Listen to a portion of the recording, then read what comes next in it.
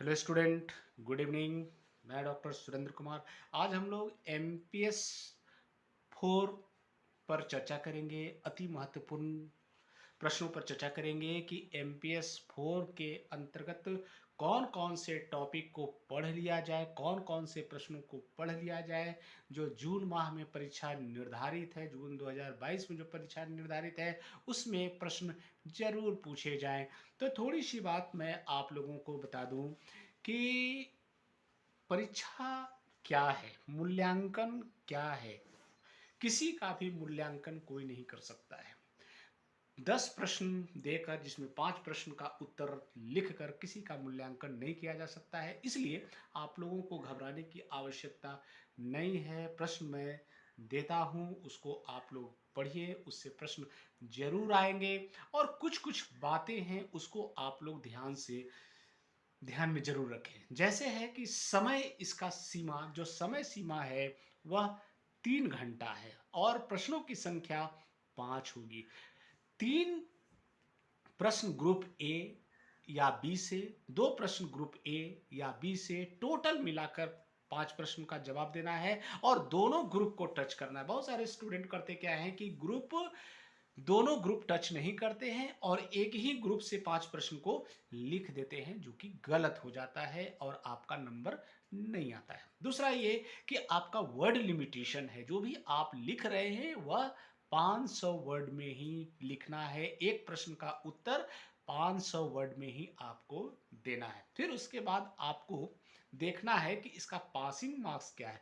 100 में 40 नंबर आपको लाना ही लाना है। अगर 40 नंबर आप नहीं लाते, 39 नंबर लाते हैं, तो आपका रिजल्ट नॉट कंप्लीट होता है। इसलिए आप ध्यान रखेंगे कि आपको परीक्षा में 40 नंबर लाना ही लाना है पासिंग के लिए। उसमें आपका असाइनमेंट का नंबर इंक्लूड नहीं होना चाहिए। 40 नंबर जब आ जाएगा तो उसमें फिर असाइनमेंट का जो नंबर होगा वो उसमें इंक्लूड होगा, तो आपका रिजल्ट बनेगा 30% और 70%। मेरे यूट्यूब चैनल पर इसके बारे में मैंने बहुत सारे विस्तार से बताया है, आप वहां जाकर देख सकते हैं। तो चलिए, आपको मैं जो बता रहा हूं, एमपीएस 4 में तुलनात्मक राजनीति, मुद्दे एवं प्रवृत्तियां जो आपको पढ़नी है, उसके अंतर्गत अति महत्वपूर्ण प्रश्न कौन कौन से बनते हैं।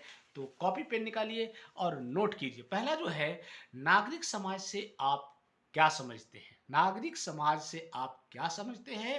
राज्य और नागरिक समाज के बीच संबंध का व्याख्या करने वाली प्रमुख प्रवृत्तियों का वर्णन कीजिए। फिर मैं वह प्रश्न को दोहराता हूं कि नागरिक समाज से आप क्या समझते हैं। राज्य और नागरिक समाज के बीच संबंध का व्याख्या करने वाली प्रमुख प्रवृत्तियों का वर्णन कीजिए। ठीक है, आइए अब जो नेक्स्ट जो प्रश्न है, क्या आप क्या आप इस विचार से सहमत हैं कि राजनेताओं और नौकरशाही के बीच संबंध में आमतौर पर नौकरशाही हावी है। अपने उत्तर के पक्ष में कारण दीजिए। फिर मैं वह प्रश्न को दोहराता हूं कि क्या आप इस विचार से सहमत हैं कि राजनेताओं और नौकरशाही के बीच संबंध में आमतौर पर नौकरशाही हावी रहती है। अपने उत्तर के पक्ष में कारण दीजिए। ठीक है, ये नौकरशाही से देखा जाता है कि प्रश्न लगभग पूछे ही जाते हैं। फिर उसके बाद आ जाइए, जातीयता का अर्थ स्पष्ट करते हुए उसकी मूल विशेषताओं का वर्णन कीजिए। फिर मैं वह प्रश्न को दोहराता हूं कि जातीयता का अर्थ स्पष्ट करते हुए उसकी मूल विशेषताओं का वर्णन कीजिए। ठीक है, आइए अब नेक्स्ट जो प्रश्न है, बहुराष्ट्रीय निगम बहुराष्ट्रीय निगम एक समीक्षात्मक मूल्यांकन।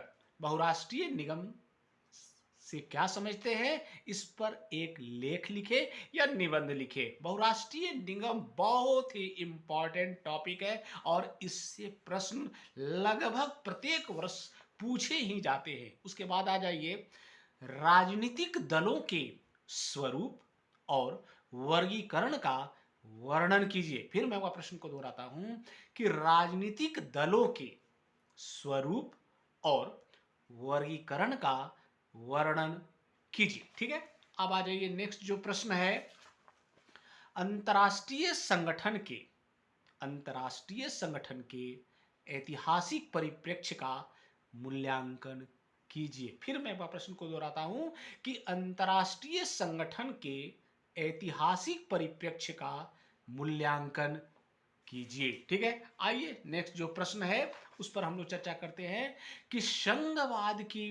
प्रकृति संघवाद की प्रकृति और प्रतिरूपों पैटर्न की संक्षेप में व्याख्या कीजिए। फिर मैं प्रश्न को दोहराता हूं कि संघवाद की प्रकृति और प्रतिरूपों मतलब पैटर्न की संक्षेप में व्याख्या कीजिए। ठीक है, आइए अब नेक्स्ट जो प्रश्न है, आमंड आमंड के विचारों के संदर्भ में आमंड के विचारों के संदर्भ में संरचनात्मक कार्यवाद के मुख्य सिद्धांतों का आलोचनात्मक विश्लेषण कीजिए। फिर मैं प्रश्न को दोहराता हूं कि आमंड के विचारों के संदर्भ में संरचनात्मक कार्यवाद के मुख्य सिद्धांतों का आलोचनात्मक विश्लेषण कीजिए।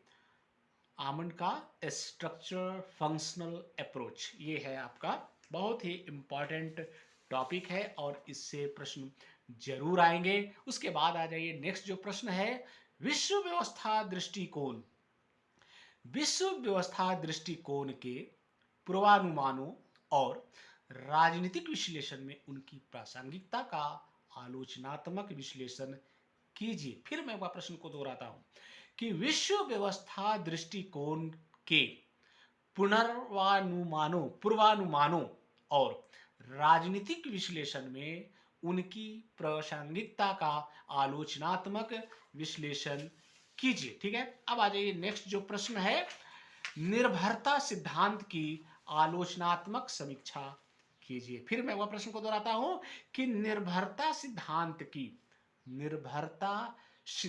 की आलोचनात्मक समीक्षा कीजिए। ठीक है, आइए नेक्स्ट जो प्रश्न है, लिंग और विकास पर किन्हीं दो महत्वपूर्ण समकालीन बहसों की जानकारी दीजिए। फिर मैं वह प्रश्न को दोहराता हूं कि लिंग और विकास पर किन्हीं दो महत्वपूर्ण समकालीन बहसों की जानकारी दीजिए। ठीक है, आइए जो नेक्स्ट जो प्रश्न है उस पर हम लोग चर्चा करते हैं कि संघवाद की संरचना और प्ररूप विज्ञान मतलब टाइपोलॉजी पर एक टिप्पणी लिखिए। फिर मैं वो प्रश्न को दोहराता हूं, संघवाद की संरचना और प्रारूप विज्ञान, जिसको इंग्लिश में कहते हैं टाइपोलॉजी, ठीक है, पर एक टिप्पणी लिखिए। अब कुछ जो शॉर्ट नोट्स टाइप पर हैं उसको भी आप लोग नोट कर लीजिए, जैसे मानव अधिकार में उभरती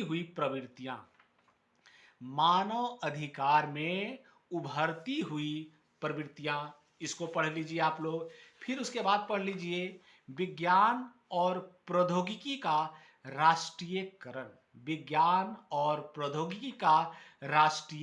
या इसको क्वेश्चन को घुमा कर पूछ सकता है कि भारत में विज्ञान और प्रौद्योगिकी। ठीक है, उसके बाद आ जाइए राष्ट्रीय अस्मिता की विशेषताएं, और उसके बाद है नवीन आर्थिक व्यवस्था एंड लास्ट जो है आपका उपनिवेश विरोधी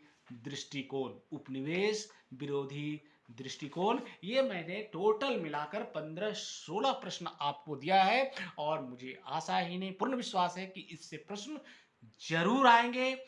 और एक चीज मैं आपको बता दूं कि इसका उत्तर भी मेरे YouTube चैनल पर उपलब्ध है, आप वहां जाकर जरूर देखें। उसके अलावा मेरा एक ऐप भी बना हुआ है, आप वहां पर भी नोट्स को डाउनलोड कर सकते हैं। उसके बाद मैं आपको बता दूं कि जो नए स्टूडेंट हैं, जो नए छात्र हमारे YouTube चैनल से जुड़े हुए हैं, वो इस चैनल को लाइक, सब्सक्राइब, बेल बटन जरूर दबा दें, ताकि हमारा जो भी नोटिफिकेशन परीक्षा से संबंधित हो, क्वेश्चन से संबंधित हो या और भी कोई लिटरेचर से संबंधित हो, वो आप लोगों तक जरूर पहुंच जाए। थैंक यू, धन्यवाद।